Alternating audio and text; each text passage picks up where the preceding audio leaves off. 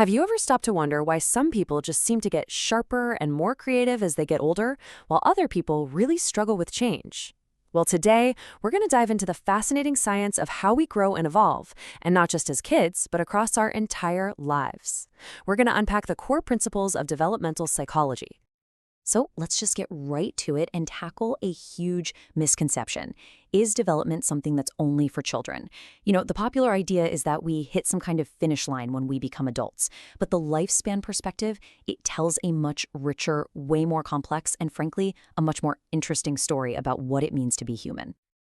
So here's our game plan. We're going to break down 5 key ideas that really form the foundation of this whole perspective. First, we'll get our terms straight. Then, we'll see why development is a lifelong journey. After that, we'll explore its complex dimensions, look at our incredible capacity for change, and finally, see how the world around us shapes the whole process. All right, first things first, we have to define our terms. In everyday conversation, we tend to use the words growth and development like they mean the same thing, but in psychology, they have really distinct meanings, and understanding the difference is absolutely crucial. When we talk about growth, I want you to think about the stuff you can measure. It's all about physical changes. It's the numbers on the height chart your parents kept on the doorframe, or the reading you see on the scale. It's all about quantity. And look, it's a vital piece of the puzzle, but it is far from the whole story. Development, on the other hand, is so much broader. This is about the journey towards becoming more mature, more complex. It's how our thoughts evolve, how we manage our emotions, how we build social connections. It's about becoming more sophisticated and capable, not just getting physically bigger. So, to boil it all down, growth is quantitative. It's about size. Development is about complexity and maturity. It's qualitative.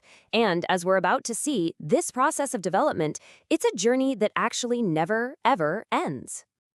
And that brings us to a really foundational idea in the lifespan perspective. Development isn't something that just happens in childhood. Nope. It is a continuous journey. It starts at the moment of conception, and it keeps going right up until the very end of life. The real key takeaway here is continuity. Every stage of life, whether it's infancy, your teenage years, adulthood, or old age, comes with its own unique challenges and its own opportunities for growth. No single period is more important than any other. They all play a critical role in shaping the person you become. Okay, so if development is this lifelong journey, it's really important to get that it's not a simple, straight road. Not at all. It's a super complex process that's actually moving in multiple directions all at once. This is such a critical concept. First, development is multidimensional. That just means it's happening across our physical, our mental, and our social lives all at the same time. And second, it's multidirectional, which means that for every gain, there can also be a loss. For example, think of a chess grandmaster in her 70s. Her raw calculation speed might slow down a bit, but her strategic wisdom could be at an all-time high. That right there is the beautiful complexity of development. This whole idea of gains and losses, it leads us to one of the most powerful and honestly optimistic concepts in this entire field, plasticity. It's our incredible built-in capacity for change. So what is plasticity? It's this game-changing idea that our development isn't just fixed in childhood. Our brains have this amazing ability to adapt and literally rewire themselves based on new experiences, and it doesn't matter how old we are. It's basically the science that proves that old saying, you can teach an old dog new tricks.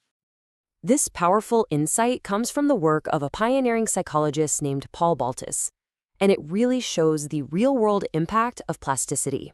It's the very foundation of our resilience.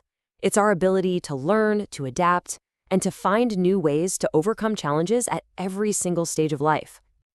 So we know we can change and we can adapt, but none of this happens in a vacuum. To get the whole picture, we've got to look at the world around us and also the internal balancing act we're all trying to maintain. You see, in development, context is king. Our path in life is shaped by everything from our family and our culture to the exact moment in history we happen to be born into.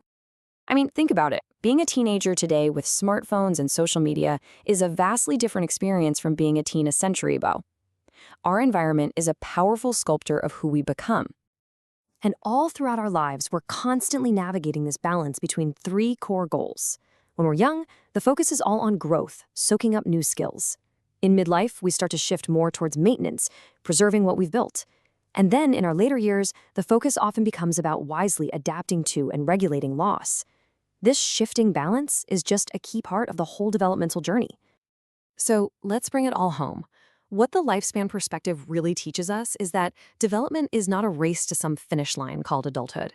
It's a continuous, it's a complex, and it's a wonderfully adaptive journey that we are on for our entire lives. It's the journey, not the destination. And as we close out, I'm going to leave you with this question to think about. In your own life, right here, right now, how are these powerful forces of lifelong change, of gains and losses, of adaptation, how are they shaping your story? The answer? Well, that's a journey of discovery that lasts a lifetime.